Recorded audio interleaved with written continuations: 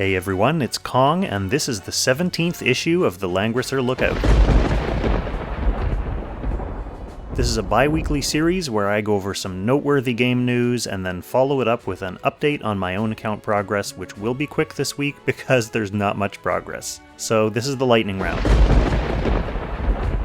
Okay, so let's get started with the important stuff, which is always the game news.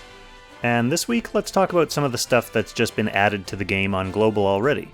Number one, probably my favorite new feature, is the Continuous Auto feature. This is an awesome new addition that lets you auto-battle multiple battles in a row, re-queuing as long as you have enough stamina, for up to 20 battles. This is the best way to farm Anarchies with your friends for that sweet, sweet stamina discount. Unfortunately, it doesn't let you use burgers or refresh stamina automatically like the somewhat more robust system in Zlong's other game, Goddess of Genesis.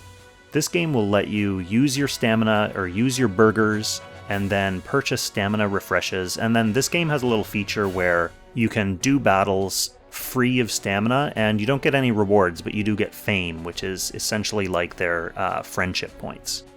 Either way, this is a lot better than manually relaunching the battle every single time, and it's a great way to farm your Anarchies if you haven't been doing that already. There's also a brand new beginner banner that replaces the Tierras and Ledden and Leon and Lana banners, and this one has some added functionality. Instead of just picking from those two beginner-friendly banners and hoping for the best, this one compiles 8 all-star characters and lets you wishlist 2 of them. Your first SSR is guaranteed to be one of your wishlisted characters, and there are no off-banner SSR summons. So any SSR that you summon on this special newbie banner is guaranteed to be one of those 8 featured units.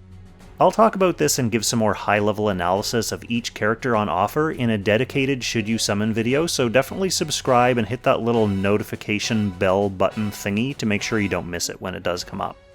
Finally, we've got a new time rift, which means we can finally get our free Glory and Yeless Ninja Oliver up to 6 stars through the Elite Mode battles. Okay, that's it for the news, so let's move on to the Kong update for November 23rd. Of course, starting with the summoning update, I fired 2 speculative multis off on the Ledden and Rachel and Altamuller banner since my Rachel and Alti still aren't finished, and I could use them to boost my current Ancient Beckoning scores. I didn't get anything though, so I was happy to carry that pity over to the next banner, which was the Tsubame and Florentia banner. If you saw my latest summoning vid, then you know I was lucky enough to get Flow on the first multi, and then I continued along, building up 50 more pity trying to get Tsubame before ultimately giving up. As much as I wouldn't mind building and using Florentia, because any Act Again healer is definitely a powerful addition to your party, as I told Ego in the comments on that video, sharding another healer up from scratch just to replace another excellent 6-star healer in Wheeler or Liana is a pretty costly proposition when I could be working on someone else who can fill up a much bigger gap in my lineup. So I'm going to focus on those big gaps for now, and I'll just have Florentia in my back pocket in case I have the room to shard her in the future. So all told, I got Florentia in 30, and I have 50 pity to carry over onto the next banner, bringing my lifetime SSR rate down from 1.78 to 1.77. Okay, so jumping into the game for an Awakening update, I unlocked the 3-cost skill for Arianrod, because she's awesome, and it's an awesome skill, and I'm trying to build her up. So it'll take a while, but I'm getting a move on it. I also unlocked the brand new 3-cost skill for Deedlet. Even though I don't think I'll use Deeds much in PvP, I do like slotting it in for PvE, when I'm usually running a 1-cost skill on her anyway, like usually Accelerated Aid. And speaking of Deedlet, she was the winner of the 11th Gates of Folly community poll, which allowed me to finish her journey to 6-star yesterday actually, so thanks for the votes everyone. Not much else actually happened on the Gates front this cycle. We do have about half a week of 18 Gates of Fate going on right now, and I've been using those to do some odd gates for odd people, just to get some vouchers and crystals from feats and stuff.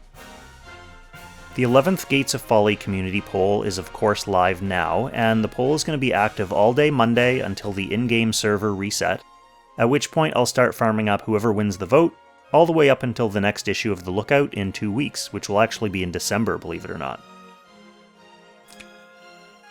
Now, moving on to gear, this has actually been a surprisingly, well, I guess, bittersweet 2 weeks. On the one hand, I haven't gotten any SSR gear at all from a dragon since November 10th. Not a single piece, which is just bananas considering I've used 3 dragon tickets from the Sunday shop on the Dark Dragon, and we have extra Secret Realm rewards right now. Unimpressive. On the other hand, I did get my very first ever pair of Apex boots from the Timeless Trial SS rewards last week.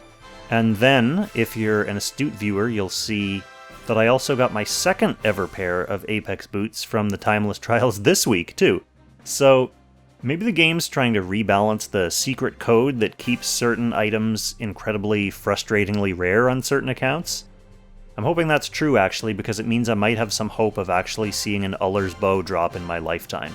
Only time will tell. And that's the reason this is the lightning round, because that's it for the Kong update.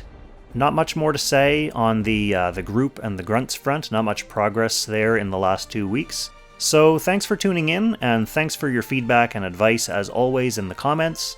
As I said, stay tuned for that special episode of Should You Summon coming up where I'll talk about that weird new newbie wishlist banner. Also, don't forget to go to my community tab and vote on the Gates of Folly for who I'll be sharding up in my 3rd gate slot.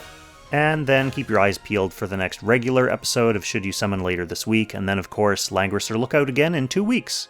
So thanks for watching everyone, I'll catch you in the next one.